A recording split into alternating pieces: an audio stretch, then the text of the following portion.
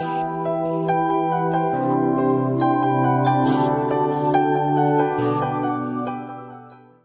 and welcome back to my channel. I wanted to take on a bit of a challenge this week and talk about something that's not very well understood and not talked about very much at all, and that is the politics behind autism. If I'm honest, I'm not much of a political person myself, but realistically I do understand and appreciate that politics does basically affect near enough everything in life. Autism is no exception to that, and it does affect us all here in the community. Some of the things I'm going to talk about here don't just apply to autism, they apply to pretty much any range of disability, mental health condition or anything like that.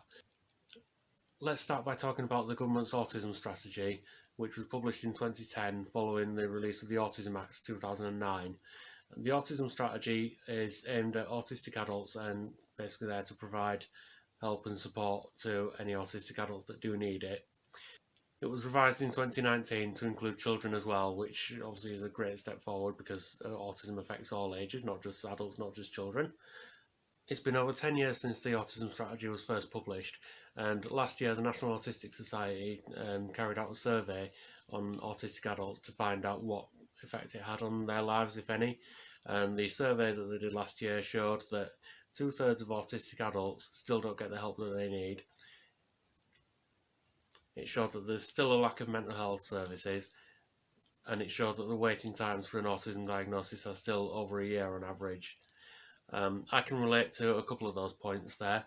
For me personally, when I got my diagnosis back in 2018, I was waiting over a year before I was actually seen by an assessor, and overall from referral to diagnosis it took about 18 months, which is far too long, especially when people, like I was at the time, were waiting for the diagnosis to help support their request for accommodations at work and other places. And in terms of services not being available, in my experience I'd say that it's not so much that they're not available, it's more that they're just not used correctly. Before I got referred in 2017 to be assessed in 2018, I was actually given a number by the doctor for, what was it called? What was it called? Mental health self-referral line. And they took me through an assessment over the phone and basically decided that instead of autism I had social anxiety, and I ended up doing a few sessions of CBT to try and cure my social anxiety, which, don't get me wrong, I'm not saying I'm not socially anxious, but that's only part of the problem. It's all rooted in the autism, which I should have been referred to straight away really, and that just delayed the time it took to actually get my diagnosis. And then we've got the Mental Health Act, which I believe was last reviewed in 2017, if I remember rightly, and it's due again for a review in late spring, and it badly needs a review. At the minute, the Mental Health Act has autism classed as a mental health issue, which is not. It's just a different neurotype, so basically just a natural form of diversity. And what I was shocked to find out when I was doing my research just now on this was that the Mental Health Act, as it stands at the minute, currently allows people to be sectioned just for being autistic. I was appalled at that, and that does need to be changed. I'm hoping that's one of the changes they make when it comes to their review in late spring, early summer. The government have pledged to launch a fully funded campaign to improve public perception of autism and their understanding of it.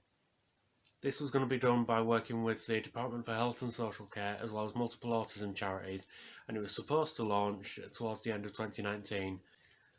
Now, on one hand, I do appreciate that obviously we've had COVID ever since like December 2019, but I do also think that if it was due to be launched at the end of 2019, then obviously they would have needed time to actually prepare and put things together and had it ready to launch at the end of 2019. It was apparently meant to coincide with the 10-year anniversary of launching the Autism Act back in 2009. So I find it hard to believe that they've taken it seriously when they've not launched it in November, which was really before COVID even became a thing, especially over here. So I just don't think they've taken it seriously at all. It does need to be honoured, and I think that some of the weight does need to be taken off our shoulders as the autistic community ourselves. Granted, we're happy to raise awareness and acceptance and everything like that, but it's not something that we should really have to do. We should be accepted for who we are as people, regardless of any differences from anywhere else or anything like that. And I am a great believer that change starts with people, but we do need help from the government that's supposed to be the leading driving force behind the country. And if they can eventually come to honour that pledge to launch the campaign to improve the public understanding of autism, then that would be a massive help as far as I'm concerned, especially if they get it right. I mean, knowing our government, I'm not convinced that they will get it right, but it's worth a try in my book. So, as they've been supposedly working with multiple autism charities to build this campaign, that brings me on to my next point, which is that I think an inquiry should be held into pretty much all autism charities following recent events with companies like ASAN, Next for Autism, Autism Speaks, and so on. Now, I appreciate that these organisations that I've mentioned are all American companies, so there's not really anything that our government can do in terms of that. But the issue isn't really helped by the fact that our own National Autistic Society has not so long ago recruited for ABA practitioners. So obviously that shows that they're in support of trying to train autism out of people, which is wrong and immoral and just cannot be done. And it shows that the problem is clearly international. At this point, I'm not entirely convinced that there are any truly good autism charities around, but just to touch on the issue that's come to light recently with the SAN, basically if you don't know, they've plagiarised a BIPOC autistic person's work and made money from that by publishing it in a book that they've sold. So in doing that, they've essentially not supported the BIPOC autistic community, and that is a huge chunk of the autistic community as a whole that they're not supporting. And the thing is that if you're not supporting half the autistic community, then you're essentially not supporting the autistic community as a whole, really. Like I said earlier, people like me shouldn't have to advocate for our own existence and for our own rights, but unless the entire autistic community is supported and the entire autistic community is accepted, then our advocacy work is still needed. Now, there's just a couple more points that I want to touch on before we finish. So, I strongly believe that ABA should be made illegal. It's widely seen as child abuse, and rightly so. It's trying to train the autistic out of the autistic person, and it comes at a huge cost to the autistic person's mental health, with 60% of the people who've been through ABA meeting the criteria for a PTSD diagnosis. It's a barbaric practice that should be made illegal, and the sooner that's done, the better.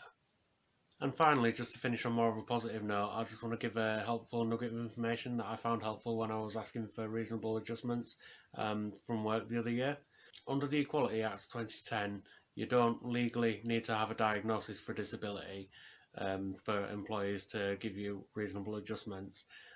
As long as your condition is substantial and long term, then your employers don't have a leg to stand on to refuse you reasonable adjustments. Substantial means more than minor, so it has to have an effect on your daily life, and long term means 12 months or more. So autism is a lifelong condition, so that side of it is met just by being autistic. That's everything I've got today, so thank you for listening. Don't forget to like, comment, subscribe and share this video, and I will see you next week.